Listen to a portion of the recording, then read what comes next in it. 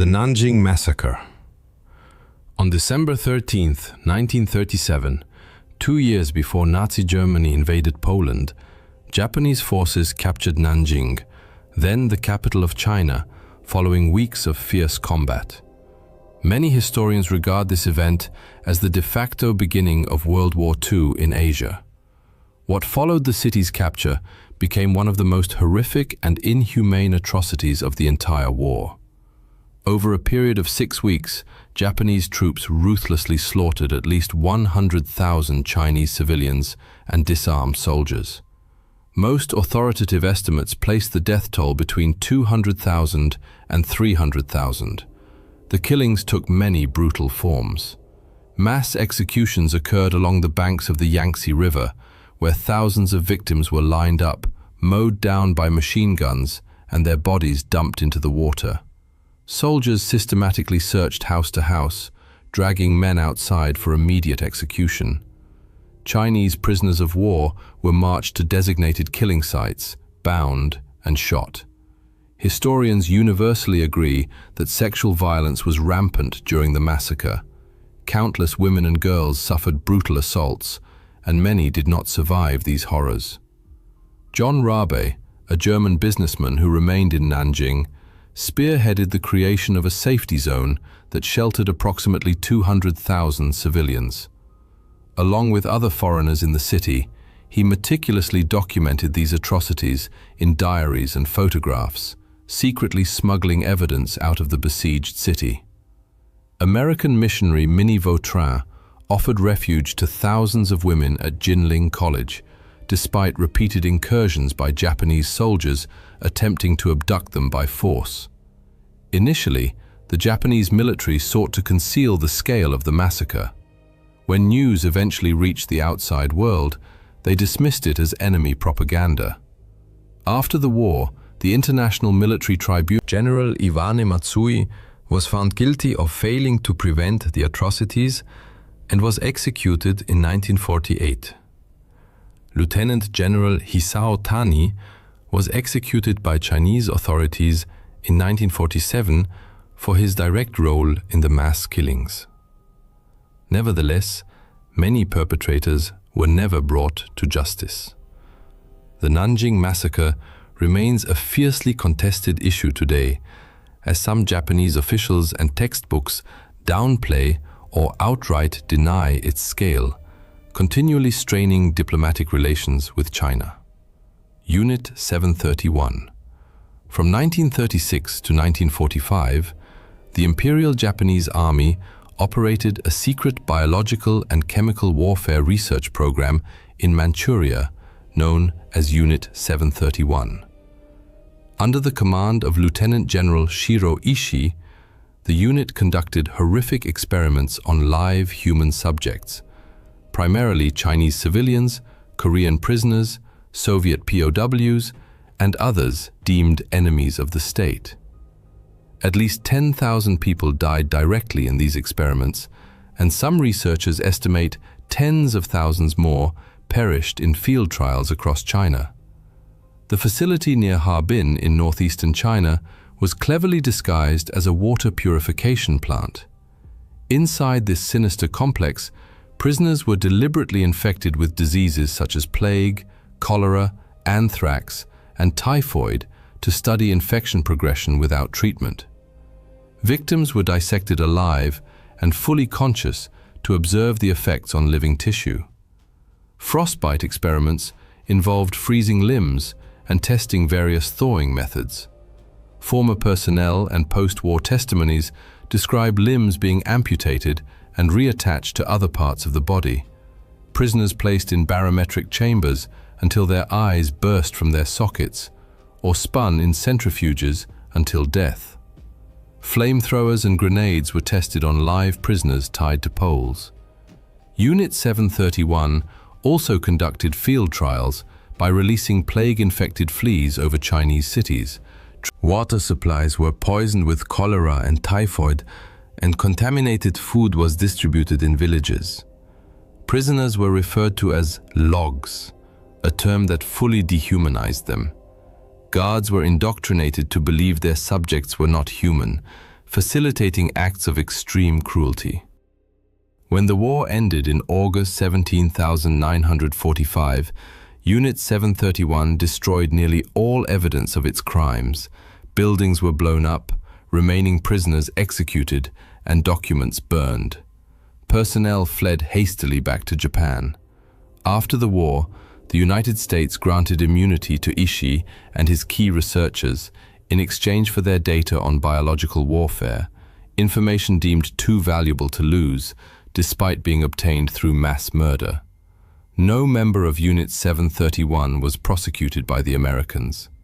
Some were later tried by the Soviet Union at the Khabarovsk war crimes trials in 1949. 12 were convicted and sentenced to prison terms. Ishii himself lived freely in Japan until his death in 1959. The Bataan Death March. On April 9, 1942, after months of intense fighting on the Bataan Peninsula in the Philippines, approximately 76,000 Filipino and American soldiers surrendered to Japanese forces, the largest capitulation in US military history. This was followed by a forced march that became one of the most infamous and brutal atrocities of the Pacific War. The prisoners, already weakened by months of combat, disease, and starvation, were compelled to walk over 60 miles in tropical heat to prisoner of war camps. Japanese guards showed no mercy. Anyone who slowed, asked for water, or tried to help a comrade was immediately beaten, bayoneted, or shot. The column was so densely packed that many suffocated in the crush. For days, prisoners were denied food and water. Even when they reached artesian wells, guards often barred them from drinking, shooting those who dared approach. Some were forced to sit for hours under the blazing sun without shelter. Meta, Pause, 6, 2.0. Dysentery, malaria, and malnutrition claimed countless lives en route.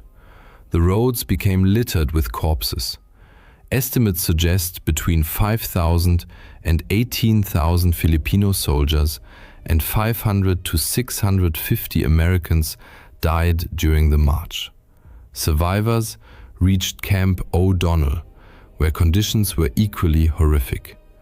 Overcrowding, poor sanitation, and disease continued to kill thousands in the following months. Approximately 1,500 Americans and 26,000 Filipinos died at the camp within weeks of arrival. Post-war survivor testimonies brought the Bataan Death March to global attention. General Masaharu Homma, commander of Japanese forces in the Philippines, stood trial before an American military tribunal in Manila in 1946. He was found guilty of war crimes for failing to control his troops and prevent the atrocities. Homma was executed by firing squad on the 3rd of April 1946. Other officers involved were also convicted and executed. The Katyn Massacre. In early 1940, thousands of Polish military officers, intellectuals, police officers, and other members of the Polish elite were held in Soviet prisoner of war camps following the Soviet invasion of Poland in September 1939. In the spring of 1940, on orders signed by Stalin and the Politburo, approximately 22,000 prisoners were secretly executed. The largest group, about 4,400 officers, was taken to the Katyn forest near Smolensk, shot in the back of the head and buried in mass graves. Other executions occurred in prisons in Kalinin, now Tver, and Kharkiv. Victims included army officers, doctors, lawyers, professors, teachers, engineers, and priests. The aim was to eliminate Poland's leadership class and facilitate Soviet control. For decades, the Soviet government denied responsibility, blaming Nazi Germany for the massacre. In 1943, German forces occupying the area discovered the mass graves at Katyn. Although their evidence was largely accurate, the Soviets continued to deny involvement, even accusing the Germans of the crime during the Nuremberg trials. After the war, with Poland under Soviet dominance, public discussion of Katyn was forbidden. Families of victims were persecuted or imprisoned for speaking out. Only in 1990, during Mikhail Gorbachev's policy of glasnost, did the Soviet Union officially acknowledge its responsibility. Documents bearing Stalin's signature on the execution orders were released. In 2010, Russia's State Duma issued a statement recognizing Soviet culpability and expressing regret.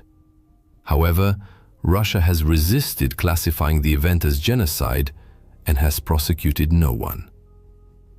Memorials exist in Poland and abroad, and victims' families continue to seek full justice and recognition.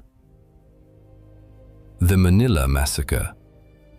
In February 1945, as American forces advanced to liberate Manila from Japanese occupation, trapped Japanese troops launched a systematic campaign of murder, brutality, and destruction that lasted nearly a month. The Manila Massacre claimed the lives of approximately 100,000 Filipino civilians, making it one of the worst urban atrocities of World War II. Aware of impending defeat, Japanese forces turned their fury on the civilian population.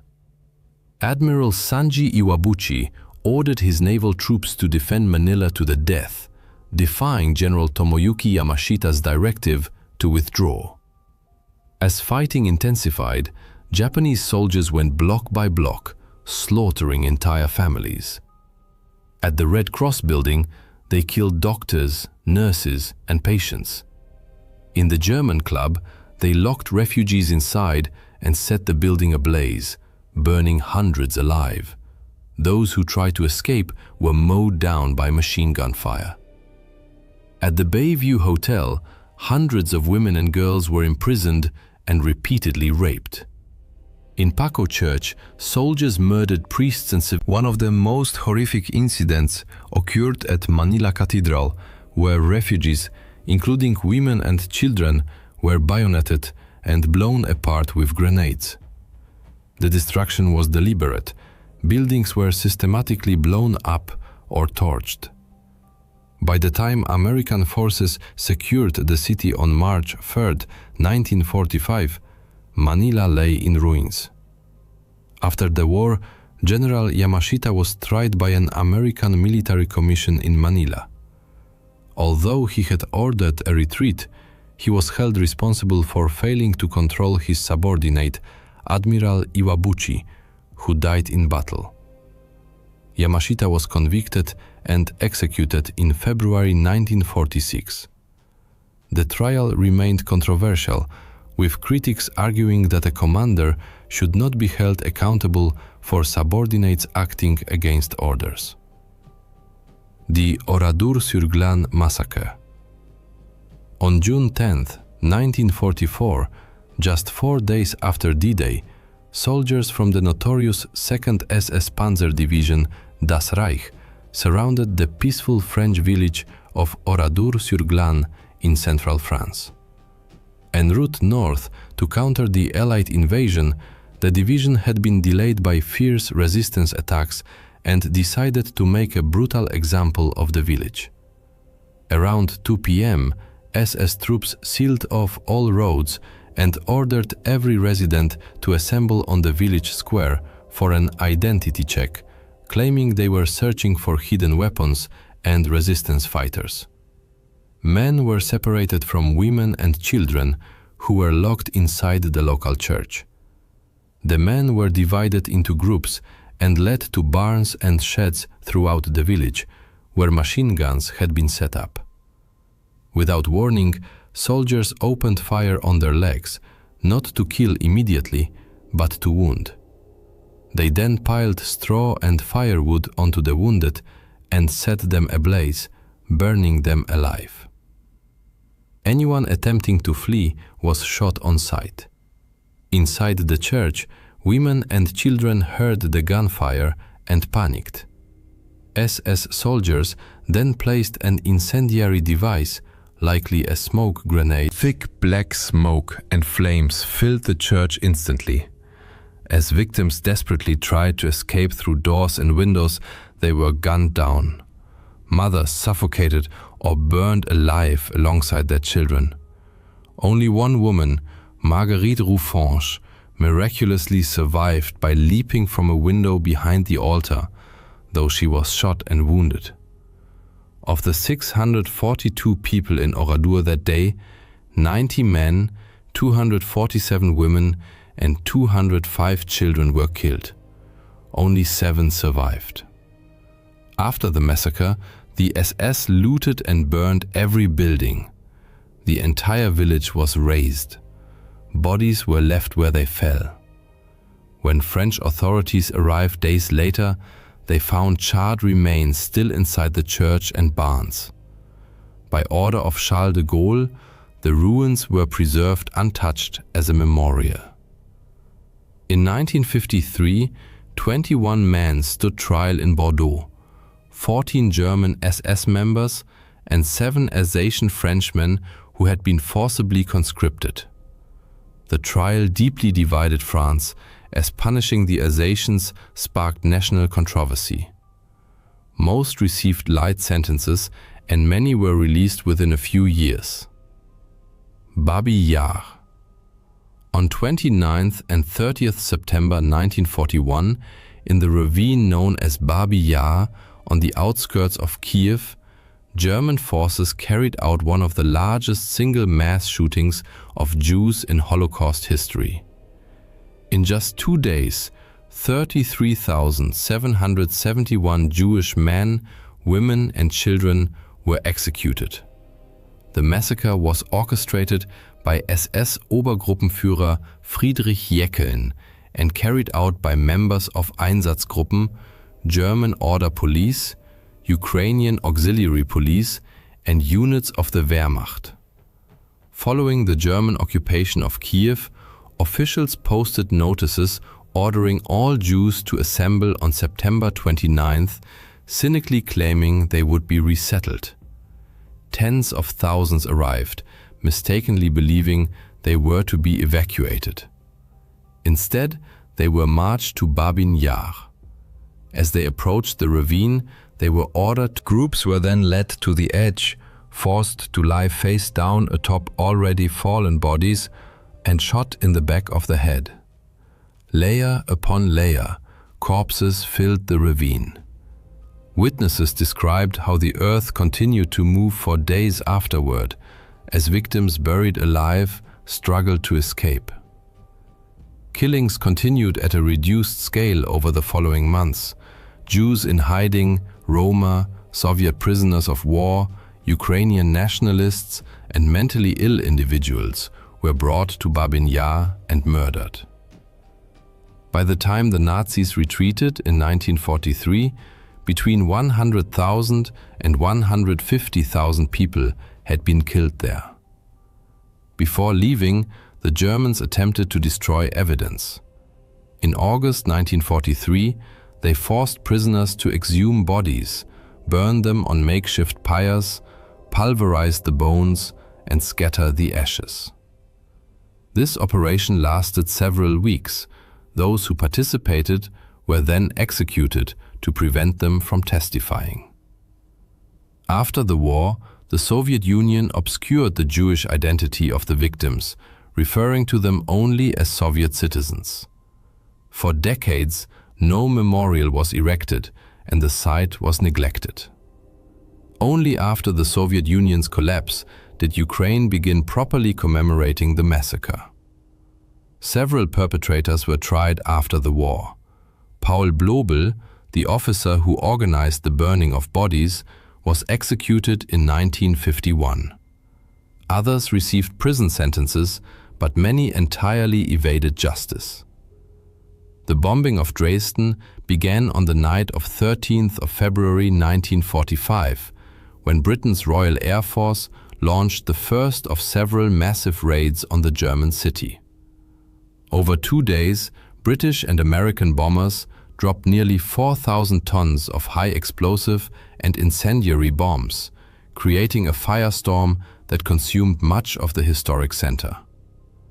Casualty figures have been debated for decades, but modern estimates suggest around 25,000 people died.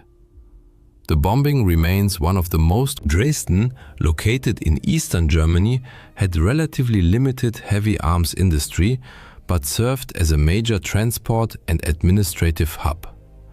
By early 1945, it was overflowing with refugees fleeing the advancing Soviet army, swelling its population from roughly 640,000 to over 1 million. On the night of 13th February, more than 700 British Lancaster bombers attacked in 2 waves. The first dropped high explosive bombs to shatter windows and expose building interiors. The second released incendiaries that ignited the exposed structures. This combination triggered a firestorm, a phenomenon in which fires generate such intense heat they create their own hurricane-force winds, sucking oxygen from surrounding areas and reaching temperatures exceeding 1,000 degrees Celsius. People sheltering in basements suffocated as the inferno consumed all available oxygen. Those who ventured onto the streets were caught in winds strong enough to pull them into the flames.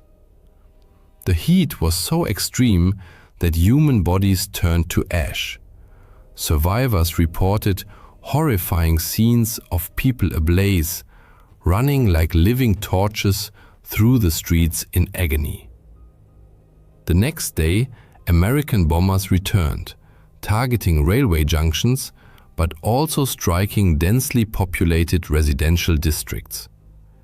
In the following days, German authorities gathered the dead and burned them in massive pyres on the old market square. The destruction was immense. Over 1,600 acres of the city center were reduced to lifeless rubble. After the war, the bombing faced severe criticism, even from those involved in its planning. Air Chief Marshal Arthur Harris, who devised the raid, defended it as a legitimate strike on a vital transport node supporting Germany's war effort. The Allies argued Dresden's rail infrastructure was crucial for moving German troops to the Eastern Front. Critics, however, contended that by February 1945, Germany was already effectively defeated. Controversy intensified because Nazi propaganda minister Joseph Goebbels grossly inflated the death toll, claiming 200,000 or more fatalities for propaganda purposes. This exaggerated figure was later repeated by some historians and sensationally reported in the post-war period. Modern research has debunked these numbers, yet debate continues over whether the bombing constituted a war crime or a legitimate military action. The firebombing of Tokyo occurred on the night of 9th March 1945, when 334 American B-29 bombers flew low over the city, dropping nearly 1,700 tons of incendiary bombs. The attack triggered a firestorm that killed approximately 100,000 people in a single night, the deadliest aerial bombing in history. Ordered by Major General Curtis LeMay, the raid followed his disappointment with the limited effectiveness of high-altitude precision bombing against Japanese industrial targets. He shifted tactics, targeting entire urban districts with incendiaries specifically designed to ignite Tokyo's predominantly wooden housing. Flying at low altitudes, between 5,000 and 9,000 feet, to evade Japanese fighters and improve accuracy, the bombers used M69 cluster incendiaries that scattered smaller napalm-filled bomblets. These ignited on impact, rapidly merging into a colossal inferno. The resulting firestorm generated winds exceeding 160 kilometers per hour, with temperatures reaching 1,000 degrees Celsius, hot enough to melt glass and metal. Canals boiled, people jumped into water tanks to escape the heat, only to be boiled alive. Others suffocated as fires consumed all oxygen. Thousands were trampled in panicked evacuations. Survivors described the very air catching fire, with people transformed into living torches. The firestorm raged for hours, destroying more than 16 square miles of the city. In the months that followed, American bombers carried out similar raids on dozens of other Japanese cities, killing hundreds of thousands more civilians. The strategy aimed to break Japanese morale and force surrender without a costly ground invasion.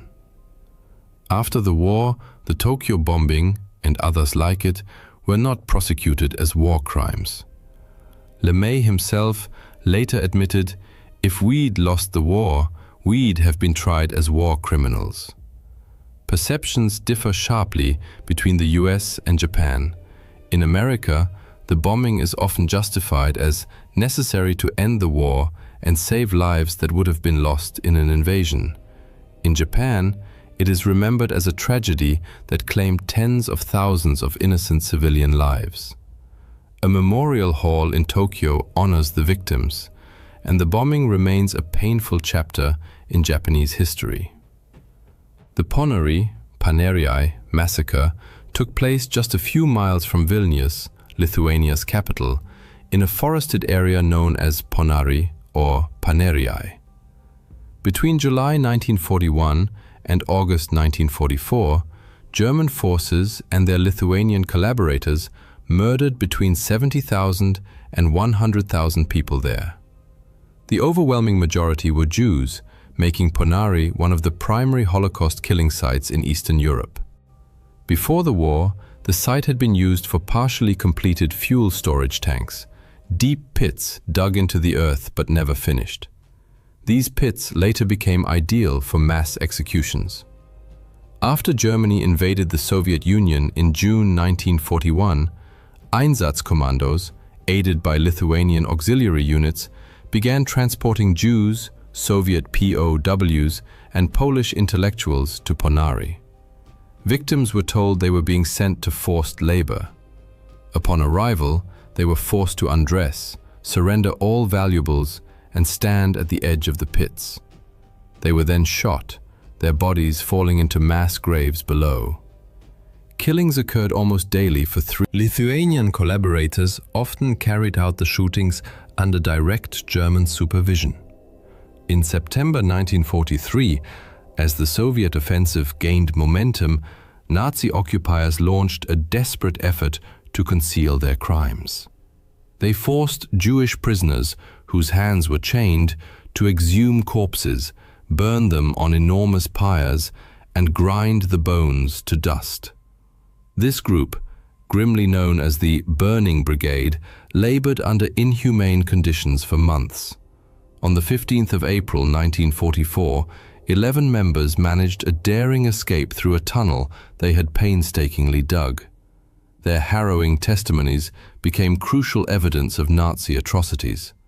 The remaining brigade members were coldly executed before German forces finally fled. In the post-war period, Soviet authorities systematically downplayed the Jewish identity of the victims, referring to them solely as Soviet citizens.